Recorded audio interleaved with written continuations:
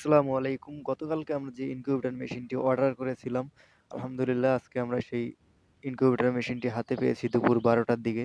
তো ইনকিউবেটর মেশিনটি হাতে পাওয়ার পরে ১ম এ লাইন দিয়ে দেখতেছি, চেক করে যে ইনকিউবেটর মেশিনটা ঠিক আছে কিনা।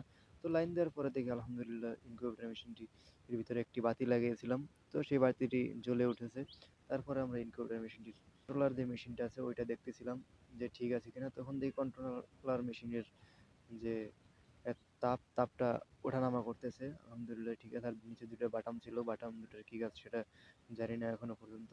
তো পাশে আরেকটা মিটার ছিল আর্দ্রতা মিটার। তো আর্দ্রতা মিটারে দেখি ৫০ আর্দ্রতা ছিল তখন।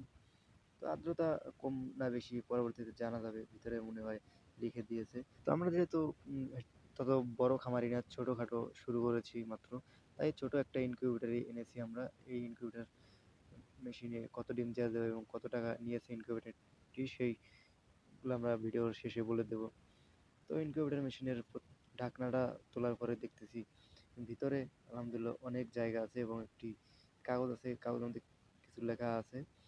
আর ভিতরে আছে একটা হোল্ডার, আর একটা ডিসি ফ্যান চালানোর জন্য একটা চার্জার, এই ফ্যানটা চালানোর জন্য। আর ২ টা কন্ট্রোলারের যেই সেন্সরগুলো ২ টা বেঁধে রাখা হয়েছে এক সাইডে। আর আলহামদুলিল্লাহ ভিতরে যে জায়গা আছে ১০০ ডিম অনায়াসে বসানো যাবে কোয়েল পাখির। আর হাঁস মুরগির ডিম হলে ৫০ টা বসানো যাবে। তারপর আমরা দেখতেছিলাম ভিতরে যে কাগজটা আছে, কাগজটা উঠিয়ে যে ভিতরে কাগজে কি লেখা আছে। কাগজে মূলত লেখা আছে কোম্পানির নাম, যে কোম্পানি থেকে আমরা কিনেছি।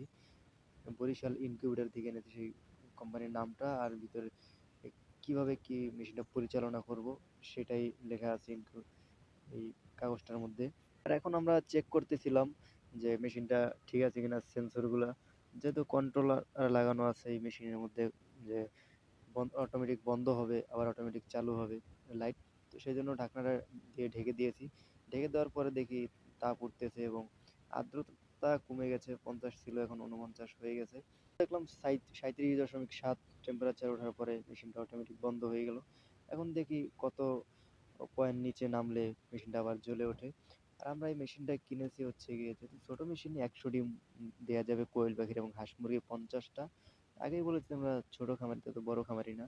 যখন বড় হবে ইনশাল্লাহ তখন বড় কিনবো, এখন ছোট। তাই এই মেশিনটার দাম নিয়েছে আমাদের কাছ থেকে ১৩০০ টাকা এবং ডেলিভারি চার্জ, যে স্টেট ফার্স্টের কুরিয়ার সার্ভিসে ওই ডেলিভারি চার্জ আমাদের কাছ থেকে নিয়েছে ১৩০ টাকা। মোট ১৪৩০ টাকা পড়েছে এই মেশিনটা আনার জন্য আমাদের খরচ। কিছুক্ষণ পর দেখলাম ৩৬ যখন এসেছে টেম্পারেচার, তখন বাতিটা আবার অটোমেটিকলি জ্বলে উঠেছে। তো আলহামদুলিল্লাহ মেশিনটা এখন পর্যন্ত ঠিকঠাক আছে সবকিছুই। তো আমরা ডিমের জন্য প্যারেন্টস রেডি করেছি। ওই এই প্যারেন্টস থেকে ডিম পেলেই ১০০টা ডিম হইলেই আমরা মেশিনে বসিয়ে দেবো, তারপর ইনশাল্লাহ। আসসালামু আলাইকুম।